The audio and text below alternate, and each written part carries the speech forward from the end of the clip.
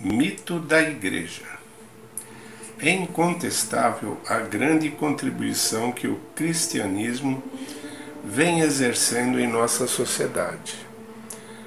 Teve grande importância na ciência, filosofia, contabilidade e medicina. Foram os criadores do nosso atual conceito de filantropia. Na economia, os escolásticos da escola de Salamanca foram os criadores do liberalismo econômico, e não a burguesia de Glasgow, como se imagina. Infelizmente, essa verdade tão evidente não é divulgada. Muitas vezes, em nossos livros, os religiosos são rotulados como a elite da sociedade, possuidores de grandes propriedades de terras e imensas fortunas. Também são vulgarmente taxados de ociosos e acusados de viver à custa do trabalho do povo. Podemos presenciar essa mesma visão preconceituosa nos estudos relacionados à Revolução Russa. Lamentavelmente, nossos livros apresentam os sacerdotes russos como uma classe influente, abastada e ociosa, detentora de grandes propriedades de terras. Grande parte desse mito está na visão reducionista de muitos estudiosos ateus, que acreditavam que todas as igrejas eram católicas. E seus conhecimentos desses estudiosos sobre o catolicismo eram estereotipados e preconceituosos, os relativos à ortodoxia são nulos. Seus padres católicos eram celibatários que destinavam todos os seus recursos para a instituição da igreja. Os popes ortodoxos eram pais de famílias que priorizavam, além de Deus, suas esposas e filhos. Nesse contexto, seria difícil pensar em terras da igreja. Vamos supor que, hipoteticamente, um sacerdote, por meio da venda de velas para velhinhas camponesas, adquirisse um plantel de 523 mil cabeças e 500 mil hectares. Quando o suposto Pope Rei do Gado morresse, o seu plantel e suas terras seriam distribuídas entre seus filhos, que não necessariamente exerceriam a mesma profissão do pai. Aqui podemos ver que, mesmo levando em consideração uma hipótese absurda, a pirâmide de Adalberon sempre daria cambalhotas na Rússia. Quanto à questão de riqueza do clero, podemos dizer que existem muitos tipos de riquezas. Eles eram culturalmente ricos, possuíam uma formação acadêmica abastada, eram guardiões e um grande patrimônio histórico e artístico, mas em matéria de dinheiro deixava muito a desejar.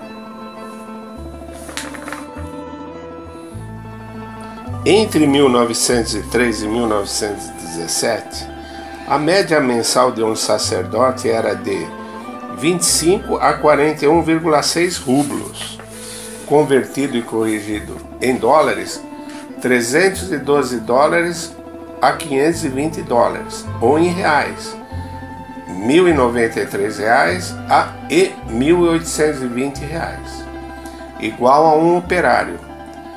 Isso não correspondia em nada à sua formação acadêmica. O cargo mais alto da igreja, os bispos, ganhavam 125 rublos, ou $1.562, ou R$ 5.468, igual a um médico e um pouco mais do que um professor de ginásio, 100 rublos, $1.250, ou R$ 4.375. Outros cargos mais baixos do clero estavam em situação ainda pior.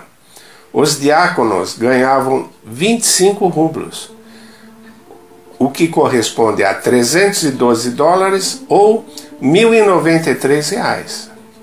Os cantores ganhavam 12,5 rublos, ou $156, ou em reais R$ 546. Com isso podemos concluir que estar sentado no cume da pirâmide não era nem um pouco confortável. Outro erro ocasionado pelo paralelo entre a Idade Média e a Rússia está na formação dos membros do clero. O alto clero medieval, em sua maioria, eram provenientes de famílias ricas e proeminentes, por isso desfrutavam de respeito e influência. Já na Rússia, os sacerdotes eram substituídos pelos filhos. O clero era uma classe fechada, quase hereditária. Já em 1790, a participação dos representantes de outros grupos foi responsável por cerca de apenas 0,8%.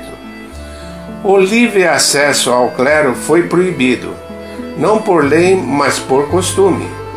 Cada clérigo estava ligado à sua posição em tempo integral, servindo sua paróquia, isento de todos os direitos e responsabilidades do Estado. Ele limitou-se apenas ao serviço do altar. Eram uma geração reservada a Deus, situação muito similar aos levitas descritos na Bíblia.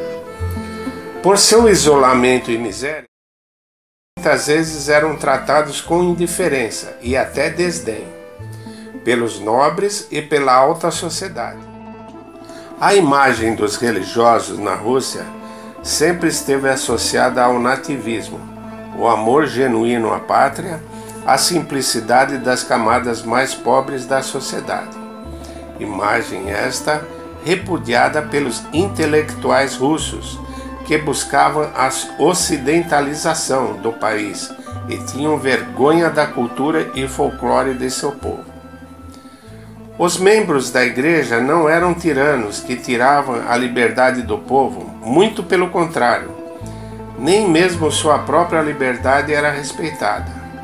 A partir de 1719, os sacerdotes estariam restringidos às suas igrejas e congregações, e não seria permitida a alteração do local de serviço e seu estado, sem a permissão das autoridades espirituais e temporais.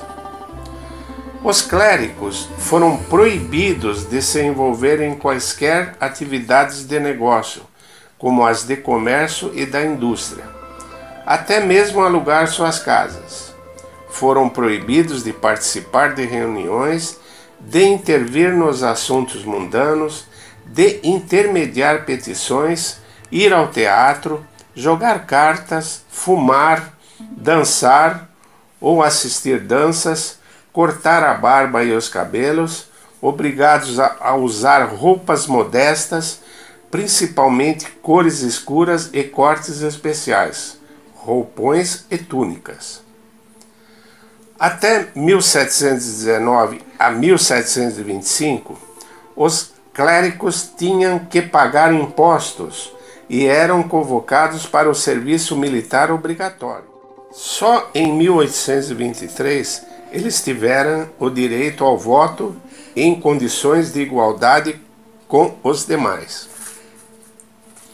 Somente em 1804, a lei reconheceu o direito do clero para adquirir propriedades de terras sem servos.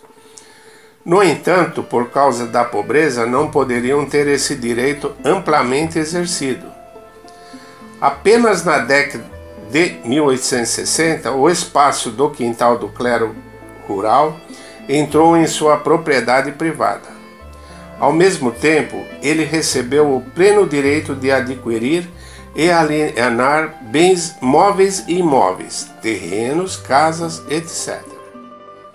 Durante a primeira metade do século XVIII e XIX, os sacerdotes em educação ultrapassavam a elite governamental da Rússia, mas a sua renda era de 4 a 5 vezes inferior até mesmo a dos oficiais júniores. Na primeira metade do século XIX, melhorou um pouco e se tornou 1,5 a 2 vezes menor. Por isso, muitos sacerdotes se ressentiam em expor sua esposa e filhos à pobreza e privações da vida espiritual. E por ter muito estudo e preparo, se juntaram a intelectuais e outros grupos profissionais. Por exemplo, em Moscou, em 1882, dos 6.319 integrantes do clero, apenas 40% pertenciam ao Ministério de Adoração. O resto eram funcionários públicos, professores, médicos, escritores, artistas. 450 pessoas trabalharam por contrato. 356 estavam em hospitais e asilos, e 134 manteve-se entre os elementos das subclasses. Essas condições adversas fizeram com que a proporção do clero na população do país diminuísse lenta e continuamente, de 1,9 em 1709 para 0,5 em 1913. A Igreja e o Estado nunca tiveram cumplicidade, como afirmam os intelectuais brasileiros. Após as reformas de Pedro com o Sínodo, em 1721, foi abolido o patriarcado russo e as decisões da Igreja russa foram subordinadas aos gregos. Em 1726, a gestão dos bens da Igreja foram transferidas para instituições do Estado, o que torna risível o termo terras da Igreja, usado com muita frequência pelos livros didáticos brasileiros. Os sacerdotes tiveram que suportar não só o serviço pastoral, mas também realizar algumas funções fiscais e de cartório, a realização de registros de nascimentos, elaborar relatórios anuais sobre matrimônios, natalidades e óbitos, informar sobre os impostos sonegados, para lidar com discordantes, ler para a população decretos reais durante os cultos da igreja, cumprir o papel de tabelião, monitorar a lealdade do rebanho. Os sacerdotes eram obrigados a informar a administração dos dissidentes e a propagação de superstições. Note-se que essas responsabilidades do clero não são remuneradas, mas se não forem bem realizadas, haverá punições, não excluindo a corporal.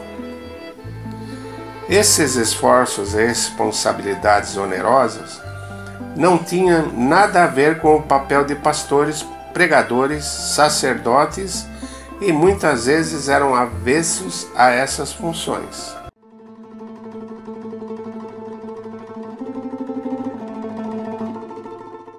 Quer saber mais sobre a Rússia Imperial? Inscreva-se em nosso canal e ative as notificações. Não se esqueça do like. Até o próximo vídeo.